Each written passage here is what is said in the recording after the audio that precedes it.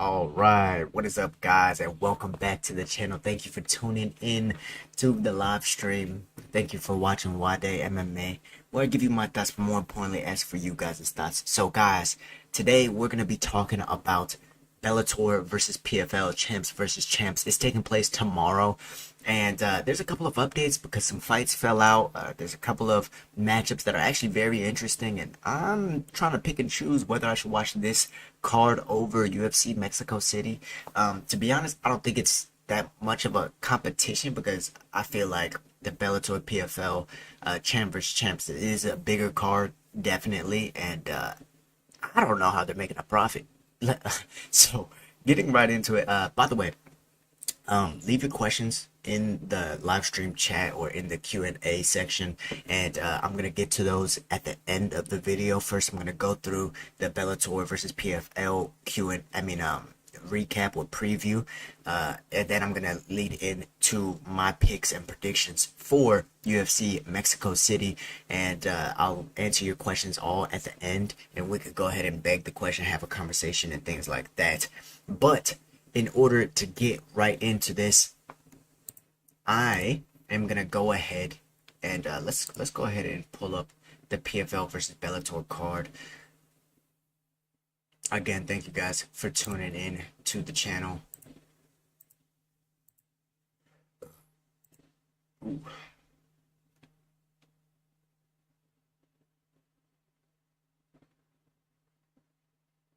Okay, so first, before even talking about the fights on the card and all of the things that go into that, like I said before, I don't know how they're going to be paying all these people. These are all champions. These are all people getting paid at least over 200 grand to show.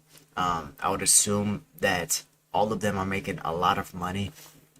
Now, I have a theory on how these people are getting paid. I have a theory about how the money is going to be made back and things like that. Considering that PFL doesn't really sell out crowds, they do have a decent crowd in the stadiums when they do show up in the arenas, but they're not selling anything out, right? So, how are they making their money? This one is going to be a pay-per-view card, actually.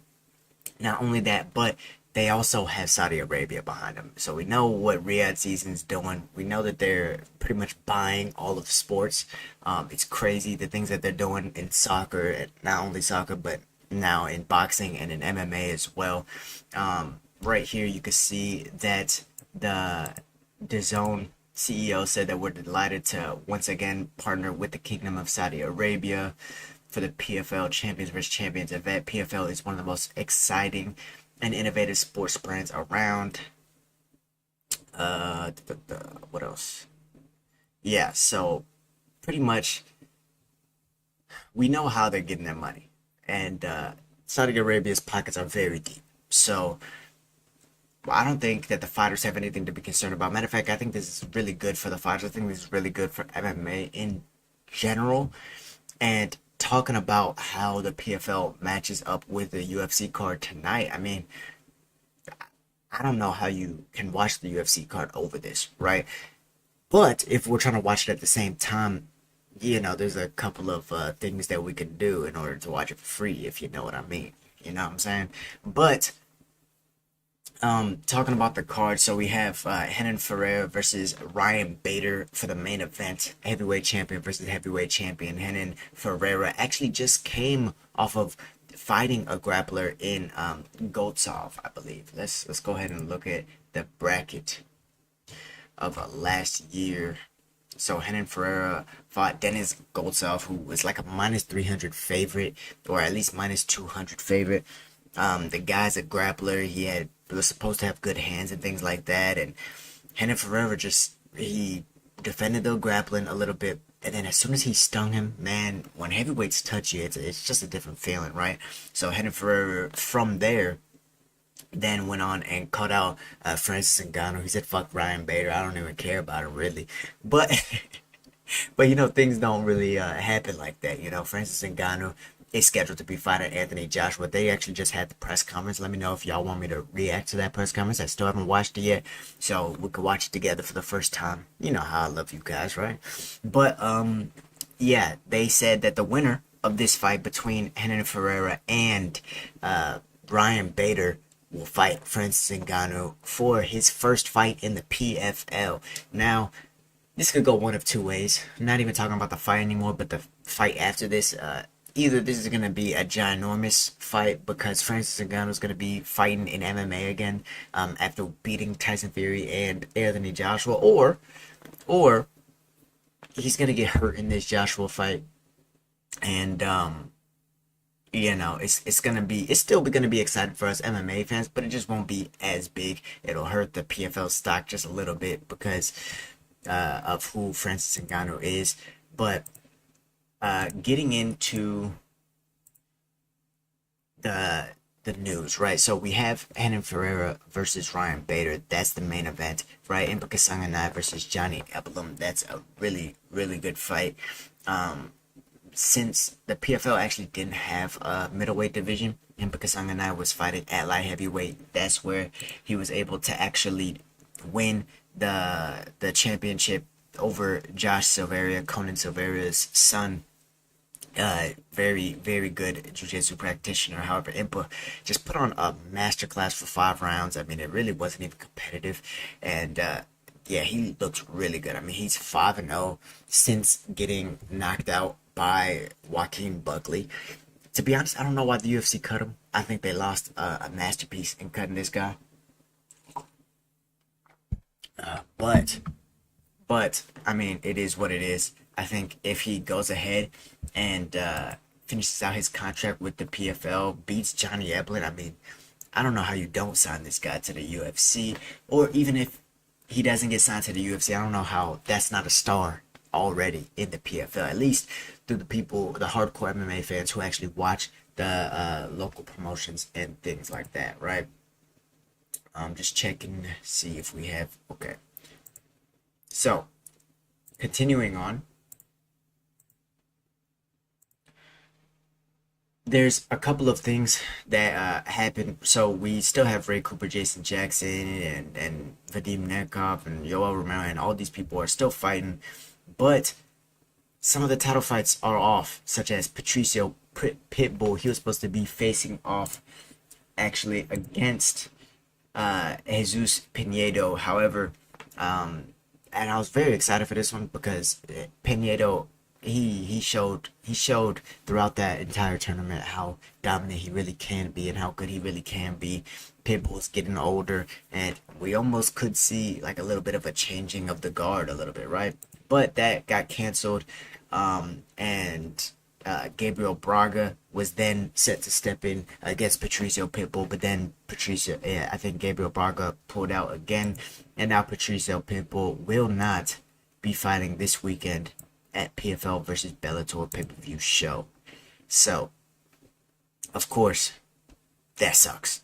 I think we all wanted to see Pitbull. He's one of the biggest Bellator fighters. He was one of the most exciting Bellator fighters. It sucks. Yeah, there's just no way around it. But we still do have a bunch of really good fights. So we have Jesus Pinedo versus Patricio Pitbull is no longer happening. Jason Jackson versus Magomilians or Magomed Karimov. Is that still happening? Let's go. Hold on. Let me just make sure of this for you guys. No, it's not. Man, a lot of these title fights they couldn't be made. That sucks, man, because it's supposed to be a champions versus champions. So is it really champions versus champions card? I don't know, but it is a stacked card still, nonetheless. Right, so this, I believe, is the full card. If you want to watch this card, go ahead and check out ESPN Plus. It's going to be on pay-per-view at 3:30 p.m. Eastern, which if you're Central Time like me, it'll be around 2:30. So that's going to be on Saturday. And continuing on with this card, I don't know how Impa Kasanganai actually does versus Johnny Eblen. This is a very hard fight. He did just fight a grappler, but you hear all the hype around Johnny Eblen that he is the best middleweight in the world and that he could take anyone down, and just that good of a grappler. He had striking as well. He went 5 rounds with Gegard Mousasi and dominated him, and it was Johnny Evelyn is a serious threat. So that's actually a real fight that I'm really excited about. Ray Cooper the third versus Jason Jackson. Is this a rematch? Ray Cooper versus Jason Jackson. It might actually be a rematch. Let me just try and make sure.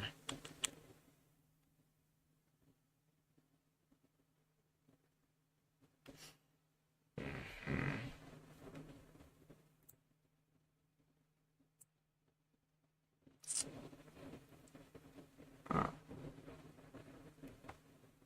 Man, I don't know what is going on. Let's go ahead and refresh this page.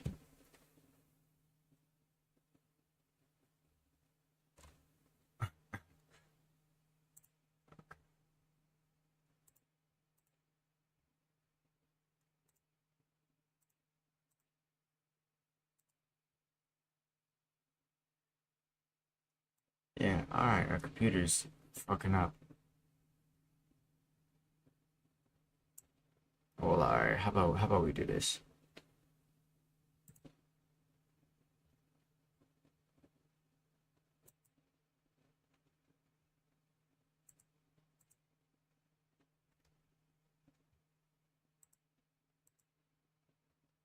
Ooh-wee. Mm, okay. Jason Jackson. So he's not fighting Magomilians anymore. He's not fighting Magomed Hiramov. That was supposed to be a welterweight bout. However, now it's Ray Cooper. Ray Cooper fighting him. Ray Cooper, we all know that this man has one punch knockout power. Going against Jason Jackson, another powerful guy, but also a wrestler fighting out of Henry Hooft's team. What's that team called again? The one who they were fighting Killcliff. There we go. With Kamaru Usman, Gilbert Burns, all of them. Right. So Jason Jackson, to be honest, I think he wins this one. I think he wins against against Ray Cooper. For some reason, my computer is not following us. Opening up a bunch of new tabs and shit. That's what's going on. Okay. My fucking coffee was on the. Alright, guys. It just. Yeah. Excuse me for that. Alright. Here we go. We should be able to see some shit now. So. Welterweights. Sadhu C was fighting. Lightweights. Alright. So now we can actually. We can go ahead and look at this. Jason Jackson versus Ray Cooper. Yes, it's at 170. Let's go ahead and see if they fought each other.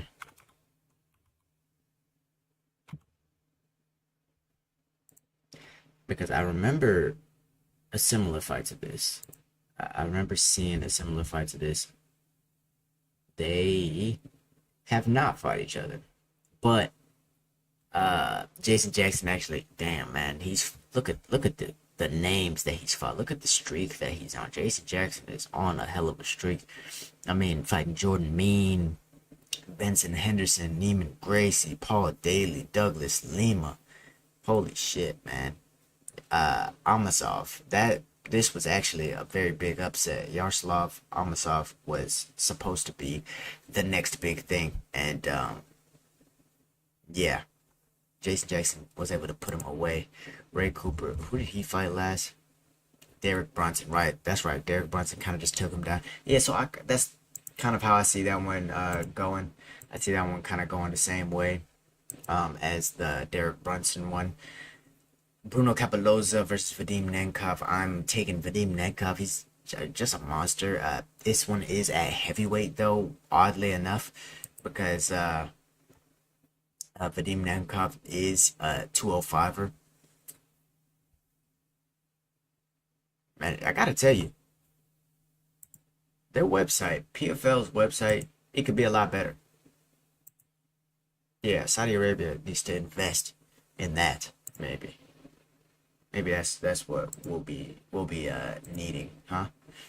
But continuing on with the card, Thiago Santos versus Yoel Romero. I got Yoel Romero in this one. However, Yoel hasn't been using his wrestling as of late, man. I mean, really, when was the last time we did see Yoel Romero use his wrestling, right?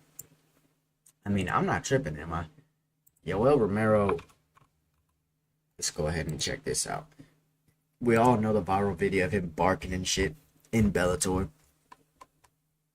Right, that was one of his latest fights. He fought for the light heavyweight belt against Vadim Nemkov. Obviously, he lost. He beat Melvin Manhoef, Alex Pelosi. Those were good wins. Lost a decision to Phil Davis, and Phil Davis actually out wrestled Yoel Romero for the most part. So going against a guy like Thiago Santos, man, he really should use that. He should use his wrestling, but knowing Yoel Romero, he probably won't. He'll probably just stand there for 3 rounds and wait for Thiago Santos to overcommit. Looking at Thiago Santos' last few fights, he got knocked out by Jamal Hill. He lost to Magomed Ankalaev. You know, I actually might be going despite the freakish nature of of Yoel Romero, I actually might be going with Thiago Santos for this one, man. You know, this is I think Thiago Santos is younger. Yes, I think that he has good takedown defense. He has a decent ground game. We know John Jones couldn't take him down, right? This was before he blew out his knees and whatever. But I think that Thiago Santos has just been having that serious competition. He just fought the world champion in light heavyweight in the UFC, Jamal Hill. Sure, he lost, but that doesn't escape the fact that he's been competing against those high level contenders. I think Thiago Santos can get that one.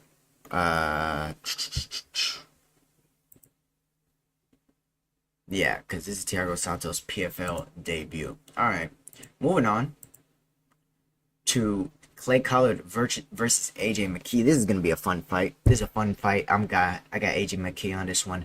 Clay Collard has beautiful boxing. I mean, his nickname is Cassius for a reason, right?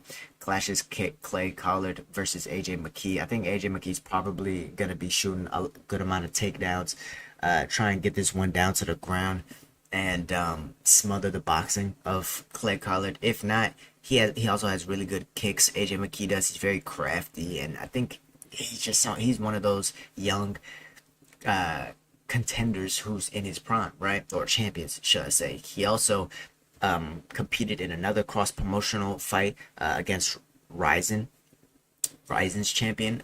Fought against a good guy there and won. As Muhammad Ali, his grandson fights Biagio Ali Walsh. I assume that they're picking a guy who's going to be able to beat Henry Corrales versus Aaron Pico. This is the second fight between them. Henry Corrales knocked out Aaron Pico in their last fight. Let's go ahead and look at some of this, huh? Aaron Pico. Aaron Pico's though he's been on a run since that loss to Henry Corrales. Man, Aaron Pico, this guy's legit, dude. I remember them talking about him since or before losing to Henry Corrales. He got knocked out twice. He was like a Golden Gloves champion. He had a high level wrestling, and so pretty much just to sum it all up, he's high level in each individual art, and he was trying to put it all together, right? So he lost his official debut, then went on a 4-fight win streak, lost to Henry Corrales. Corrales was fighting the who's who of Bellator at the time, lost to Adam Borgs. And then now look, he's been on a 6-fight win streak, lost to Jeremy Kennedy.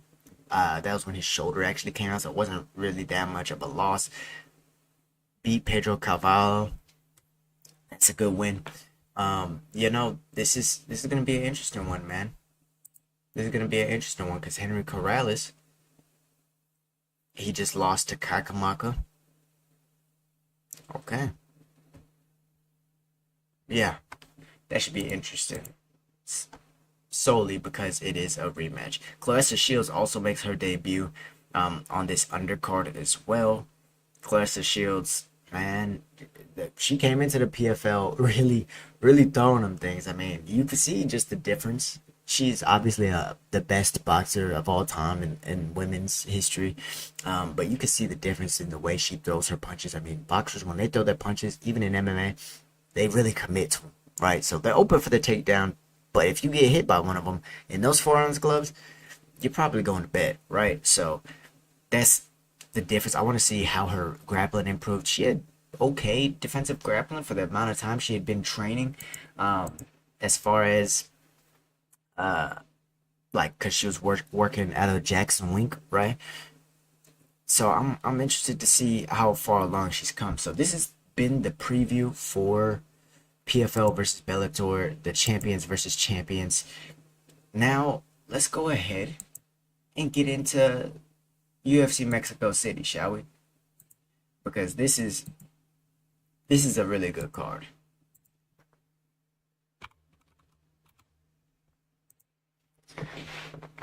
So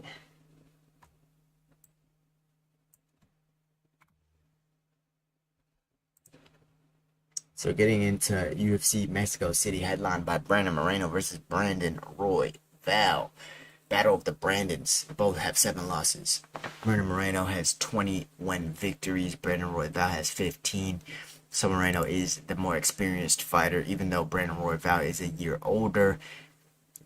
Brandon Roy Val has been training jiu-jitsu longer, probably all around the better grappler, just because he has a really good guard as well. Brandon Moreno is more of that wrestle jitsu style. He likes to be on top. He's gonna be on top. He has really good wrestling to where he could take you down and is always good at transitioning. To be honest, I think the grappling is kind of gonna cancel itself out the way it did in the first fight. The problem I see with Brandon Royval in this fight is that he gets taken down too easily, man. He has that hands down style, so looking at it, at his stance, just purely off of his stance, you should be thinking, oh, maybe it's hard to take him down since his hands are already low.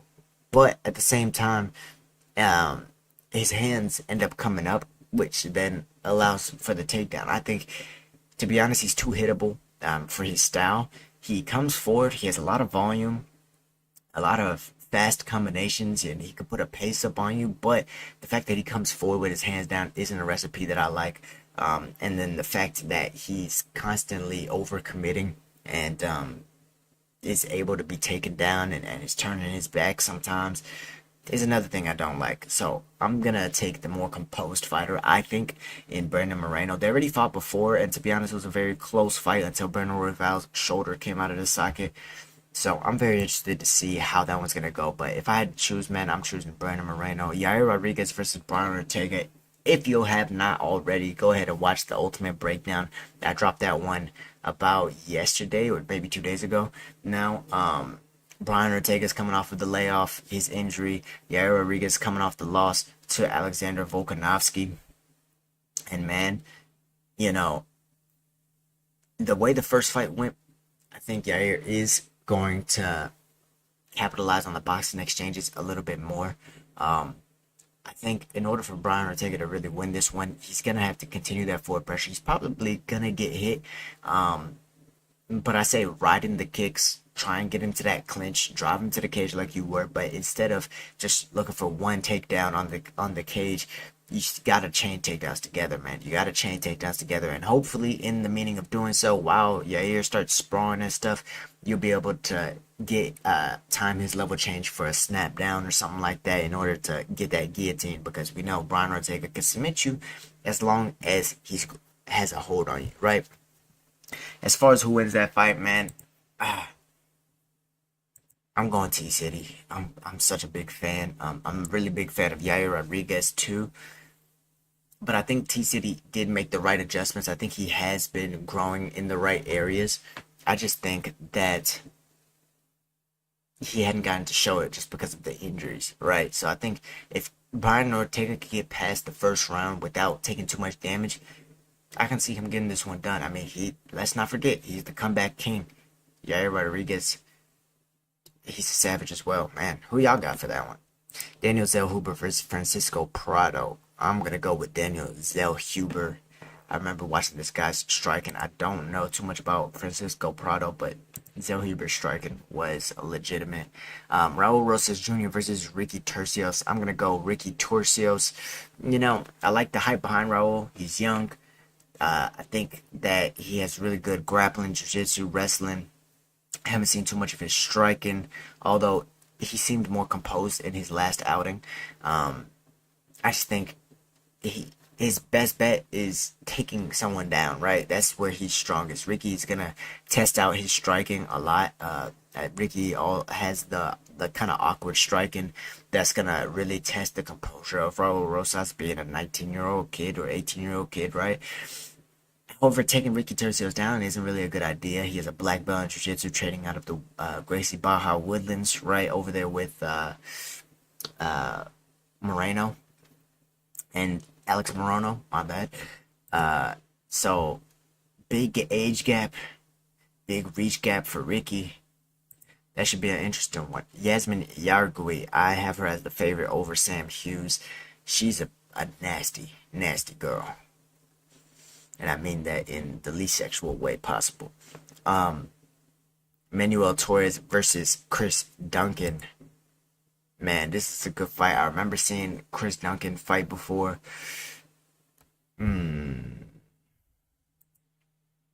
let's look at this a little bit more. Chris Duncan, yeah, 2 wins over Omar Morales. Last time I checked, I believe he is a bit of a wrestler. Yep, the problem.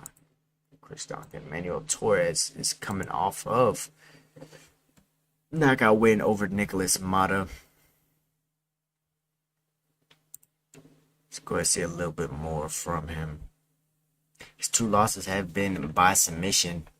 One by knee bar, one by heel hook. Damn, going against a bunch of leg lockers, eh? Manuel Torres is fighting out of. Oh, man, he fought Colton England.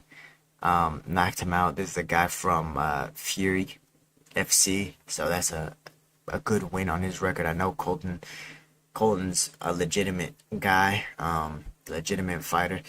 Damn, he also knocked out Frank Camacho. Man, those are some good wins by Manuel Torres. I think I've seen Manuel Torres fight as well, actually. I'm gonna go with Chris Duncan though. Man, he is the underdog in this fight. However, I like the odds. Manuel Torres is a long guy, which means if Chris Duncan could get a double leg or get him on the cage and really make him fight for these positionings in the wrestling exchanges, I feel like he can get that one done. But that's a very close fight, man. That's a very close fight. Tony Barcelos versus Christian Quinones. I'm gonna go with Quinones in this one. Hawani's been around for a while. This should be a good test. These next 2 fights, man, I always get these 2 people mixed up. Mateus Mendonca, shit, and Daniel De Silva. I always get these 2 mixed up, man. Yeah, I don't really have a pick for these ones. I don't have a pick for these 2. I haven't watched enough of them. Claudio Puelles versus Fereziem. I'm gonna take Claudio Puelles. After that fight with Dan Hooker, you know, I assume he probably will still go after leg locks and things like that. Fereziem doesn't have the best grappling. That should be an interesting one. But yeah. Mohamed Naimov versus Eric Silva. I'm gonna go with Mohamed Naimov. Yeah, guys, those are my picks for UFC Mexico City. I was really only going off of the ones that I thought were important enough to talk about, you know, the ones that maybe I actually have some insight on. I don't want to give you guys terrible picks. So, guys, thank you for tuning into the live stream. If you guys have any questions for me, now's the time to ask.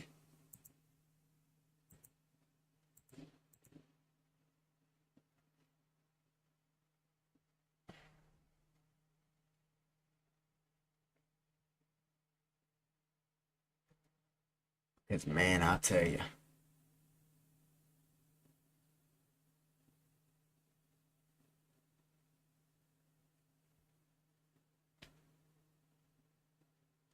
Alright, well. Anyways, thank you guys for tuning into the stream. I appreciate you guys always. And I'll see you guys in the next one.